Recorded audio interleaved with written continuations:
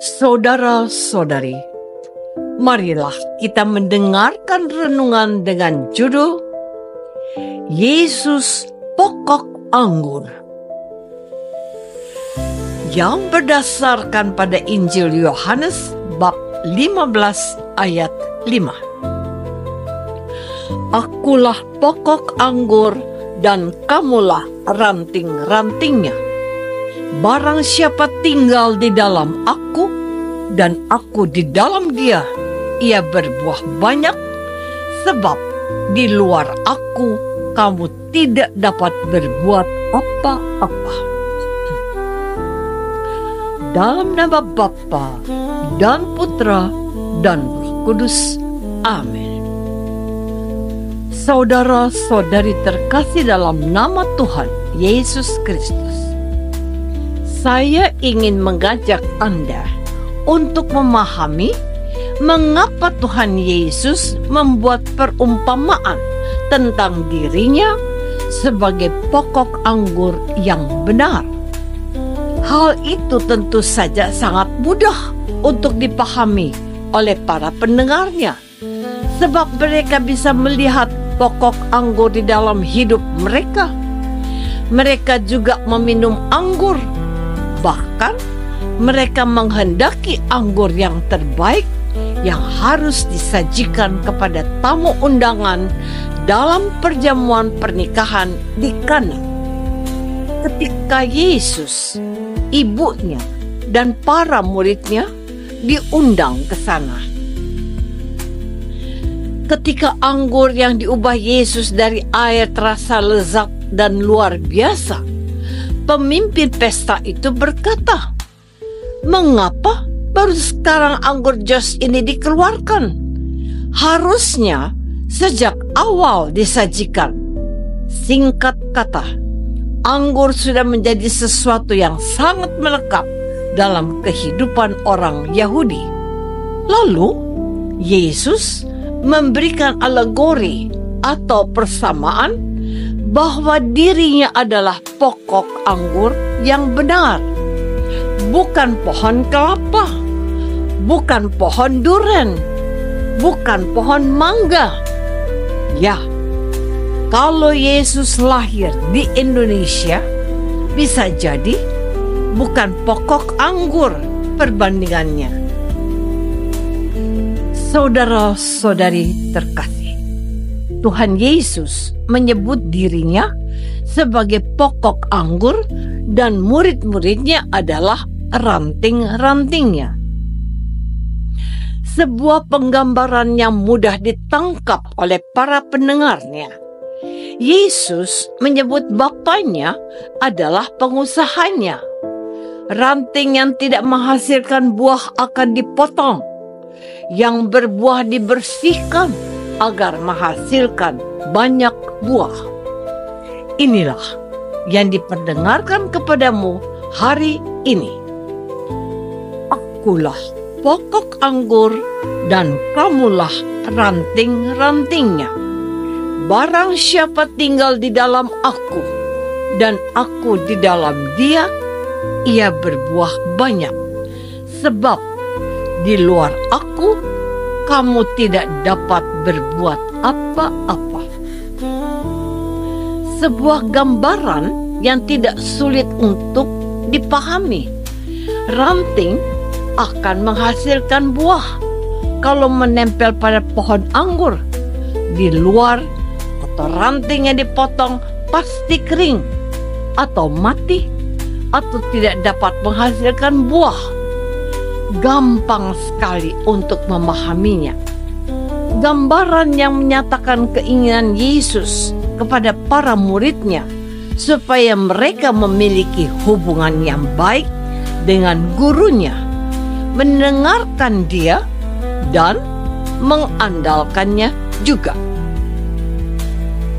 Saudara-saudari terkasih, dengan sangat jelas dan mudah dipahami oleh para murid dan para pendengarnya bahwa ranting yang melekat pada pokok anggur akan berbuah banyak. Yang kering dan tidak menghasilkan buah dipotong dan potongan-potongan itu dikumpulkan untuk kemudian dibakar atau dimusnahkan. Sebuah gambaran tentang bagaimana seorang yang menyatakan diri mengikuti Yesus haruslah bersandar dan mengandalkan Yesus. Mereka yang menolak Yesus itu artinya menolak keselamatan yang ditawarkan kepadanya. Maka Bapak Uskup Malang, Monsinyur Hendrikus Pidiarto Okar, dalam YouTube menjelaskan bahwa setelah kematian itu orang Katolik mengalami 3 kemungkinan. Yang pertama, orang yang dalam hidupnya menaati Tuhan dan hidup suci boleh langsung masuk ke dalam surga. Yang kedua, orang yang mengakui dan percaya pada Yesus namun hidupnya memiliki dosa, sekalipun sudah mengakukan dosanya, mereka itu perlu dimurnikan dalam purgatori atau api penyucian sebelum masuk ke dalam surga. Dan yang ketiga adalah orang yang menolak Allah sebagai juru selamatnya. Mereka tidak punya tempat di surga dan harus menghuni neraka. Jadi cukup jelas bahwa seorang Kristen atau pengikut Yesus yang baik harus memiliki hubungan yang intens dan baik dengan Yesus. Artinya apa? Mereka harus mendengarkan firman-Nya, melaksanakannya, dan mengandalkan Yesus dalam hidupnya. Itu saja. Saudara-saudari terkasih, menarik untuk diperhatikan bahwa Yesus menyebut Bapaknya adalah pengusaha dari kebun anggurnya. Beliau adalah pemilik kebun anggur dan pokok anggur itu.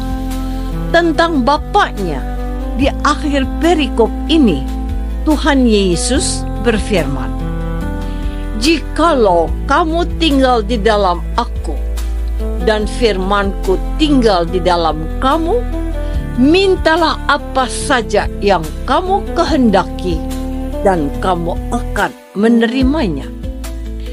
Dalam hal inilah Bapa-Ku dipermuliakan, yaitu jika kamu berbuah banyak.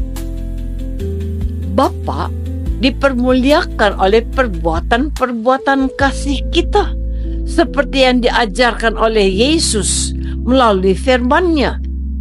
Santo Matius dalam Injilnya menjelaskan bahwa seorang pengikut Kristus adalah terang dunia. Terang harus bercahaya di tempat yang gelap dan memberi manfaat. Tulisnya, "Demikianlah hendaknya terangmu bercahaya di depan orang, supaya mereka melihat perbuatanmu yang baik dan memuliakan Bapamu yang di surga." Matius bab 5 ayat 16. Dalam perumpamaan Yesus pokok anggur ini, mau disampaikan pesan penting ini. Orang Kristen harus memiliki hubungan yang intim dengan Yesus. Dalam pembacaan Alkitab, melalui doa pribadi dan doa bersama gereja, serta melakukan perintah-perintah Yesus. Hidupnya yang baik adalah melakukan perbuatan-perbuatan yang baik untuk memuliakan Bapa yang di surga. Apakah aku sudah membangun hubungan mesra dengan Yesus dan taat kepadanya? Marilah kita berdoa.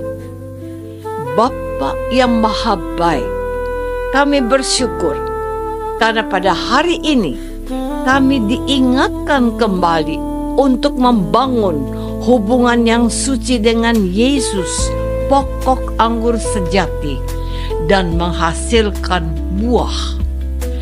Bantulah kami ya Bapa untuk setia kepada Yesus dengan melaksanakan sabdanya. Demi Kristus, Tuhan kami dan pengantara kami. Amin. Semoga kita semua selalu dinaungi dan dibimbing oleh berkat Allah yang Maha Kuasa. Dalam nama Bapa dan Putra dan Roh Kudus. Amin.